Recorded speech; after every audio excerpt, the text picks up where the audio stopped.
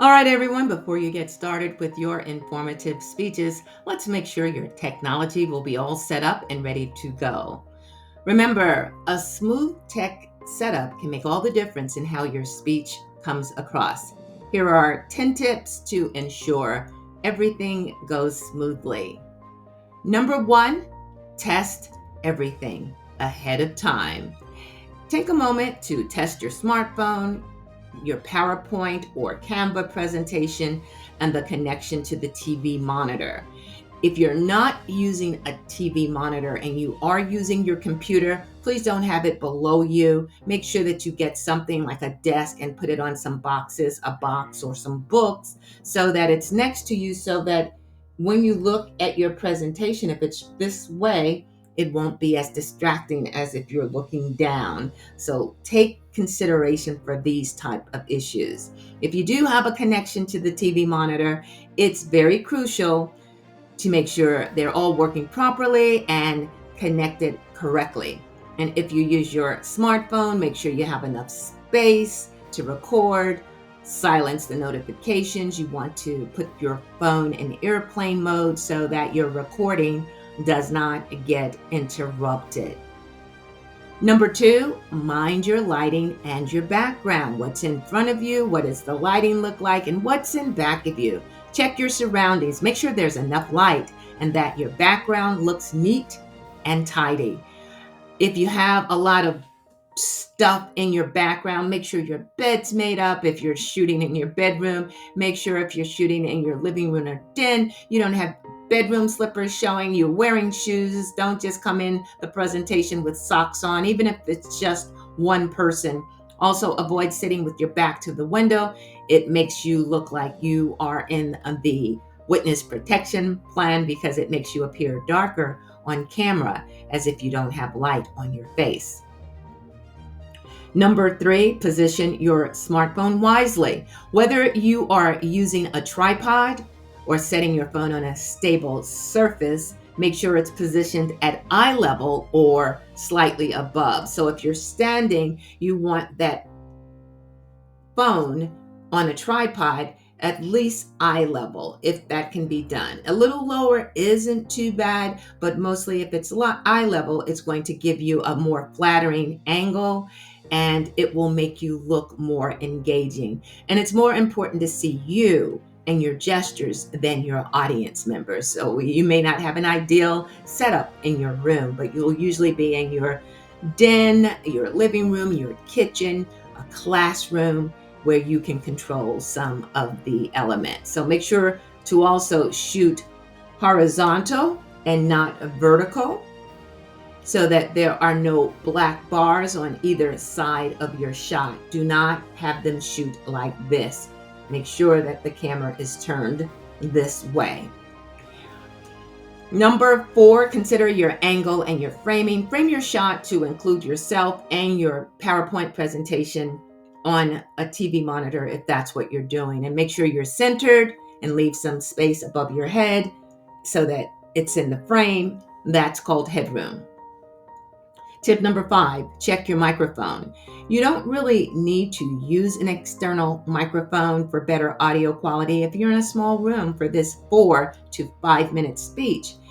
And if not, you don't have that, make sure that you have your smartphone's built-in microphone, that it can capture clear sound, minimize the background noise. That might mean that turn off that fan that's above you, turn off air conditioning if you can.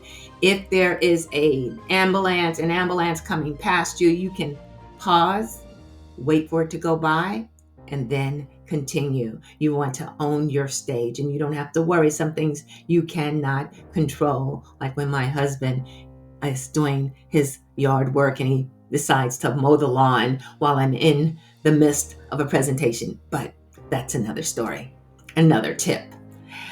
Number six, test your audios and visuals together. Play a part of your presentation on that monitor or on that computer to ensure that it's going to display correctly from your recording angle. I've had so many students have it on a computer and I can't see a thing, and neither can your audience. I know everything is not ideal, but if it is at all possible, make sure that we can see your slides. So go for pictures rather than words on the screen. Check to see if your audio is clear and synchronized with your presentation. Remember, number 7, practice may not make perfect, but it does make improvement. Before you start recording, give your speech a trial run. This will help you get comfortable with the setup. It will also identify any issues that need to be addressed so that you can figure out what is going wrong and make sure your slides are in the right order. Decide whether or not you're going to have references after your speech is over. You can then show your references page. Hold it for at least 4 to 5 seconds. And that way it's on the recording and I can have a look at them and be sure that you've correctly used your references. And number 8 is have a backup plan. Be prepared for any technical hiccups by having spare batteries. But if you're smart, you're going to make sure you charge your phone in advance.